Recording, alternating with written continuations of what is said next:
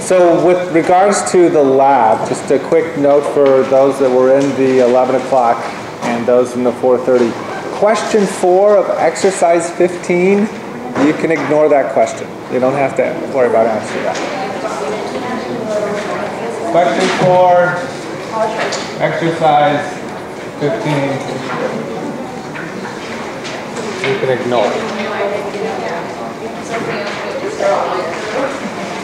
If you already answered it, yeah. I'll probably take points off if you already answered it. Any questions before I get started?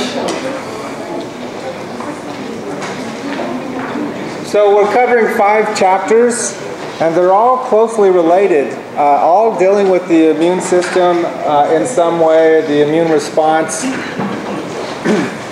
So hopefully you've noticed that there's a lot of crossover with regards to the information. We're talking about chapters 15, 16, 17, 18, 19, and then we also dealt with AIDS. So you might want to jump over to chapter 29 to read up on the HIV AIDS epidemic that we discussed.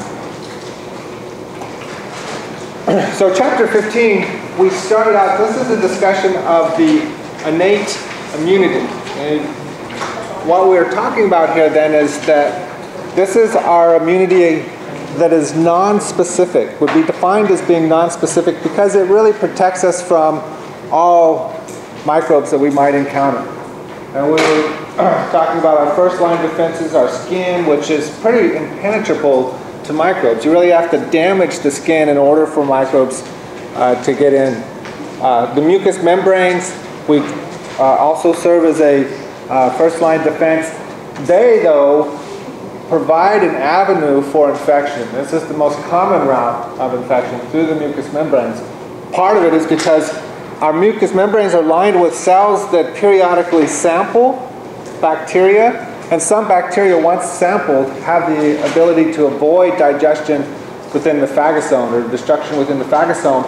And so they're able to escape and live inside the cell and spread the infection that way. Some microbes are able to induce cells that are lining the mucous membranes to take them up. We talked about one of the systems they use for that, type 3 secretion system, where they inject a chemical that induces the cell then to bring the microbe inside. Once inside now, it can avoid destruction from the phagosome, escape, and then infect other cells. So the mucous membranes serve as an avenue for infection for a lot of microbes.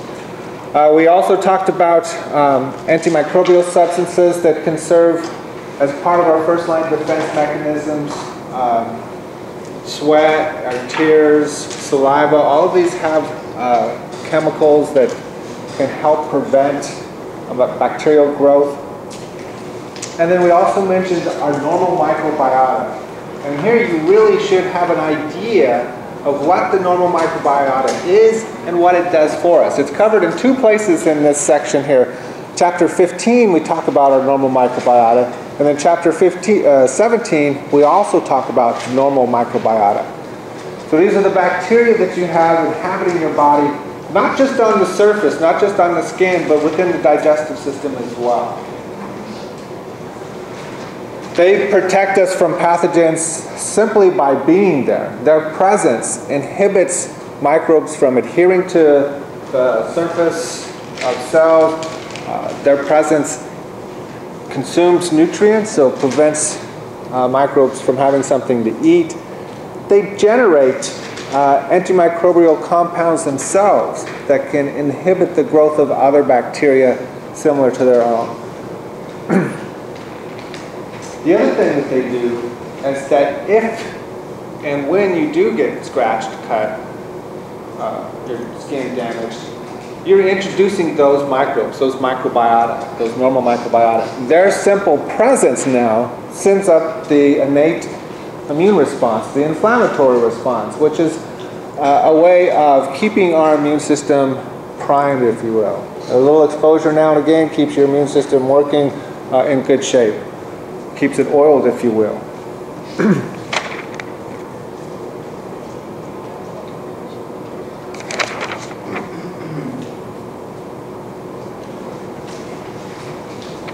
One more thing about the normal microbiota I'll mention here is that if we disrupt it, if we do something that interferes with its growth, and this is where antibiotics can come into play, then that provides an avenue for infection. Antibiotics have a tendency, broad spectrum antibiotics have a tendency to kill lots of different microbes, including those that are part of your normal microbiota of the intestine. When you are on antibiotics, often you'll notice that you'll develop diarrhea. And then in getting rid of the microbes that are there as part of your normal microbiota allows for Clostridium difficile, which is a microbe that a lot of us have as part of our normal microbiota, but it's kept in small amounts, small percentages, because of the other microbes that are there. But when antibiotics are being taken and you're wiping out this part of the normal microbiota through a broad spectrum antibiotic, it does allow for Clostridium diff to take hold and cause infection. And so we see that occasionally with people that are on antibiotics. Some of your normal microbiota that might normally be kept in check can take hold and cause infection. And that's something else that we might want to note at this point, even though it's mentioned later on in this section. Our normal microbiota can cause infection.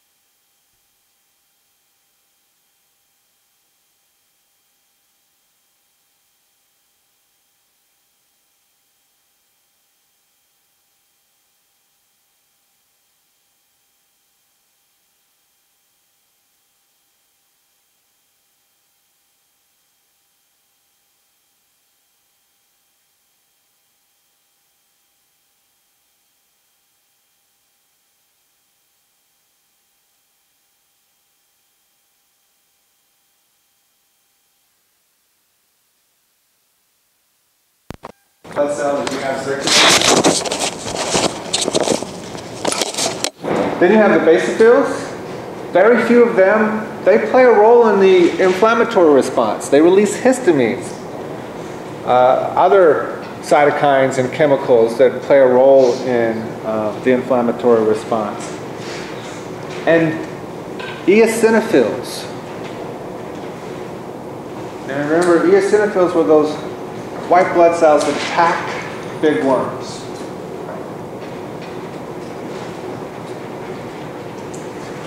Big things that can't be engulfed.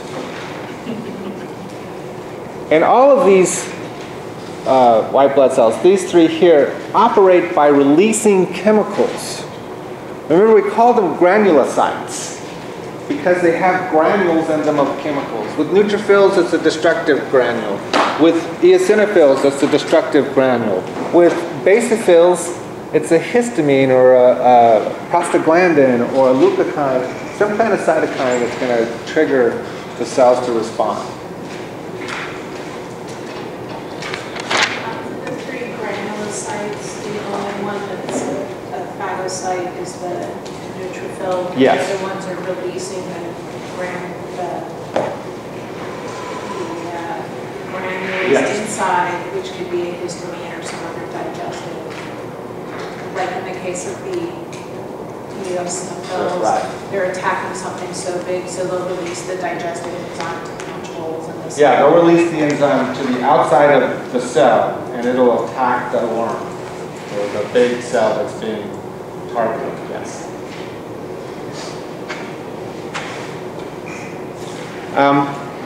That brings us then to the mononuclear phagocytes. And here we're talking about one cell, really, that plays different roles depending on where it is. In the circulatory system, it's a monocyte. In tissues, we call it a macrophage, and it can differentiate into a dendritic cell. But they really are all the same cell type. In the circulatory system,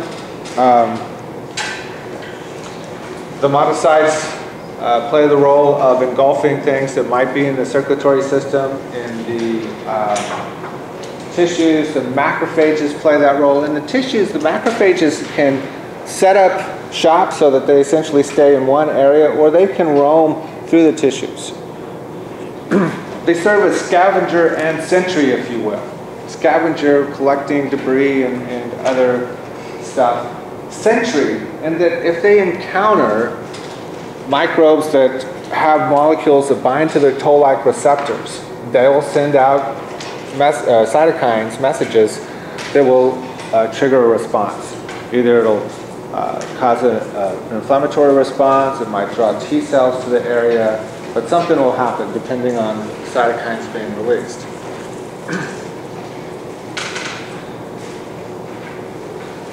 And then the dendritic cells, their role is a little bit different. Also found in the tissues, but they're just collecting debris, bacterial products, bacterial parts and stuff like that, that they will present to naive T cells. And it's key here to the immune response that the dendritic cells are able to present those antigens to naive T cells.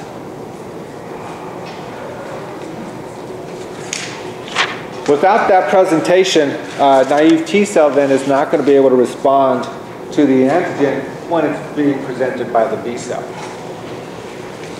Getting a little bit ahead of ourselves here. Go back now and finish up our discussion on white blood cells. One more group, that's the lymphocytes. Remember, the lymphocytes now include the B cells and the T cells and the natural killer cells. The lymphocytes really are our immune response. They're the cells that learn and remember the antigens that we get exposed to. These are the cells that are responding then to the antigen-antibody interplay, if you will. Remember, our innate immune response, generally not concerned with antibodies. They're just responding to all bacteria. Now, there is some specificity because with the macrophages in some cells, they do recognize bacterial products. But, you know, peptoglycan, flagellin, things like that, that all bacteria. So that's the limit of the specificity with the innate immune response. With the adaptive immune response now, we're remembering and identifying specific bacteria that we'll be immune to for the, maybe the rest of our lives. So you have the B cells that are producing antibodies, and you have the T cells that are regulating the response, the T helper cells. And then you have T cytotoxic cells that also serve to destroy cells that have been infected, cells that may be abnormal, cells that might be missing MHC molecules. And then natural killer cells work with our antibody-dependent cellular cytotoxicity, the ADCC. Okay, and this is a system where now these cells are targeting cells that have been flagged with antibodies. Now sometimes those are cells that are too big to be engulfed. Those could be flagged with antibodies, and so natural killer cells can work to destroy those large parasites and things like that. Sometimes we're talking about our own cells that have been flagged for whatever reason. Maybe they're infected, there's an abnormality about them, so they've been bound by antibodies, and so the natural killer cells come along, see that, and destroy them.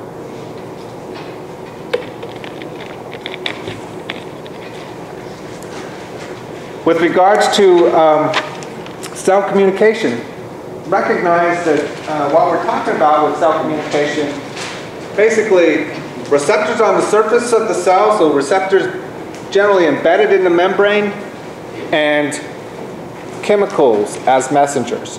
And that's the communication between cells. The release of chemicals that bind to receptors.